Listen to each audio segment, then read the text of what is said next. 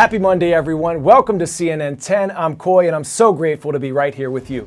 Powerful show today, so let's get right to it. We start by taking you to the country of Iran. Last week, protests and rallies began in the Middle Eastern nation after a young woman died in the custody of the government. Her name was Mahsa Amini. She was visiting the country from Kurdistan. Iranian authorities have said Amini died of natural causes, but some reports suggested that Amini's death was a result of poor treatment. Amini was arrested for allegedly violating Iran's strict Islamic dress code, requiring women to wear headscarves or hijabs. That requirement became mandatory in public for Iranian women after the 1979 Islamic Revolution. But a new order this year by the Iranian president added new restrictions to that dress code. That order and the questions around Amini's death have resulted in anti-government protests in at least 40 cities. On Friday, though, thousands of Iranian counter-protesters in support of the government also gathered in the capital of Tehran in a show of support for authorities. The Iranian government is calling for peace in the country and says they'll restrict the internet until calm is restored. More now from CNN's international correspondent, Jomana Karadche, who's on the ground covering the latest across Iran. Fury and defiance on the streets of dozens of Iranian cities, protests raging on a scale not seen in years. At least 50 people have been killed, according to Iran Human Rights, amid signs a heavy-handed crackdown is coming.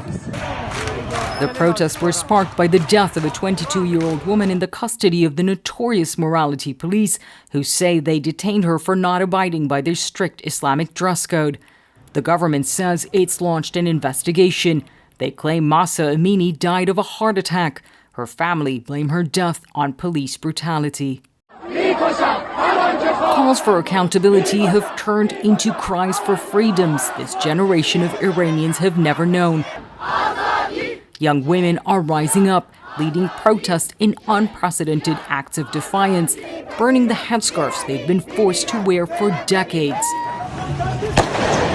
On Friday, more ominous warnings from authorities. The Iranian army, they say, is ready to step in and deal with conspiracies of so-called enemies. As the country descends into darkness, with internet disruptions not seen since the 2019 protests, many now bracing for what the coming hours and days may bring. Next up, hundreds of thousands of people on Canada's eastern coastline are feeling the effects of Hurricane Fiona, the same storm that brought devastation to parts of the Caribbean, then made landfall in the province of Nova Scotia on Saturday. More than 400,000 Canadians were without power Saturday night. The storm brought devastating wind and storm surge throughout Canada's coastline. Violent waves sweeping homes away to sea, while others were destroyed by electrical fires. Authorities declared a state of emergency for some parts of the province of Newfoundland, the easternmost part of the country. Some families fled to shelter, while others sheltered in place. The Canadian Armed Forces deployed to the region to help with the cleanup. But look at this. The video you're looking at now was captured from inside of Hurricane Fiona as it moved toward the Canadian coast. CNN's Rachel Crane takes us now to the company that's trying to better understand hurricanes by sailing right into the eye of the storm. Traditionally, scientists capture hurricane data by flying planes directly through them, dropping probes into the sky along the way. But in order to completely understand a storm, scientists say more data needs to be collected from the surface of the ocean. What drives a hurricane's strength is a transfer of heat and moisture from the ocean to the atmosphere. We don't quite understand the dynamics of how that works. In order to find out, Saildrone deployed 5 ships into the Atlantic Ocean and Caribbean, areas where lots of hurricanes develop and are likely to hit land. They're powered by the sun and wind, can stay out at sea for months at a time, and are built to take a beating. It's really designed to get hit by a wave, tumbled, submerged, and come back up and carry on sailing. And I see a camera up top. For this hurricane mission, it's key to understand the spray, the foam on the water. So we're hoping that we can see with the camera what the water looks like. The drone's sensors and cameras can send data and images in real time back to Saildrone's headquarters. These are measurements of wind, temperature, humidity, right at that interface level that may help the modelers understand the fundamentals of hurricanes better. That's never been done before. 10-second trivia time. Which of these space rocks is also referred to as a minor planet? Meteoroid, asteroid, comet, or meteorite?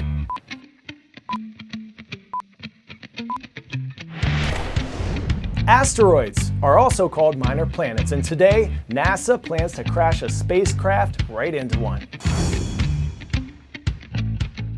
Last week, we took a detailed look at the $324 million NASA spacecraft that's scheduled to deliberately slam into an asteroid. It's called DART, or Double Asteroid Redirection Test, and the plan is to study whether it would be able to possibly deflect a potential asteroid if one were headed toward Earth. The collision is scheduled to happen tonight, and CNN's Kristen Fisher visited with the DART mission control team ahead of the big moment. It's kind of what we all fear, right? What if there was an asteroid that was coming toward Earth? Can you really stop it? Can you really do something about it? And for the first time, our technology allows us to actually do something about it. NASA's planning to ram a refrigerator-sized spacecraft called DART into an asteroid named Dimorphos, which is roughly the size of the Pyramid of Giza and poses no threat to planet Earth. The goal is to see if the impact will push Dimorphos slightly off course. If it works, it means that this technique could be used to deflect a future killer asteroid that is headed for Earth. This inaugural planetary defense test mission marks a major moment in human history. For the first time ever, we will measurably change the orbit of a celestial body in the universe. Mission control is inside the Johns Hopkins Applied Physics Laboratory in Maryland. What is this place going to be like on impact day, or impact night, I should say? Oh my goodness, it's going to be filled to the brink with people. There's going to be people in every single seat in the whole Mission Operations Center, about 44 people in here alone. And they'll be able to watch the impact live, as will everyone on Earth, thanks to a camera that's mounted on the spacecraft. Multiple images. Live images from DART right now. One of the most tense moments for the team will happen at 50 minutes to impact, when the spacecraft will switch its sights from a bigger asteroid it's pointed at now to a smaller second asteroid, which is the real target. That's a very, very sweaty time for us. So we have a lot of contingencies built right around that 50-minute transition. We're going to be watching the telemetry like hawks, very scared, but excited. Then we're going to have it get closer and closer, and it'll fill the field of view of our imager. Then we're going to hit.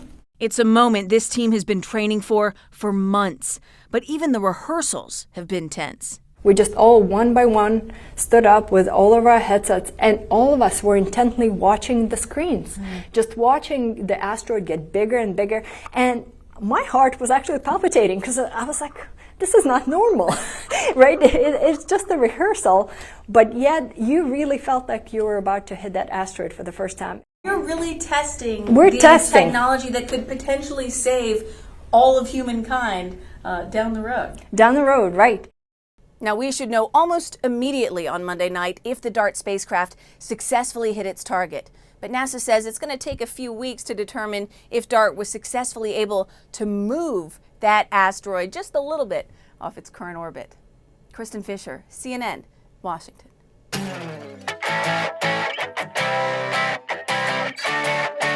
For today's 10 out of 10, it's a boat, it's a plane, it's an all-electric battery-powered boat plane. The Sea Glider is designed to float not just on water, but also on a cushion of air, gliding just above the water's surface. The vehicle is meant to transport travelers and goods between coasts and islands.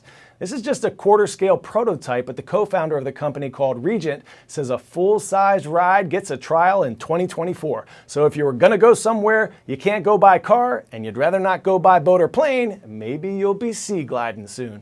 How about that? Speaking of going by cars and boats, why is it that when we transport something by car it's called a shipment, but when we transport it by a ship it's called cargo? I never got that one. Time now for a special shout out to Mr. Williams' class at Tucker Middle School in Tucker, Georgia. Thanks to you and everyone choosing to get your news right here at CNN 10. I'm Coy Wire. Have a wonderful Monday. We'll see you tomorrow.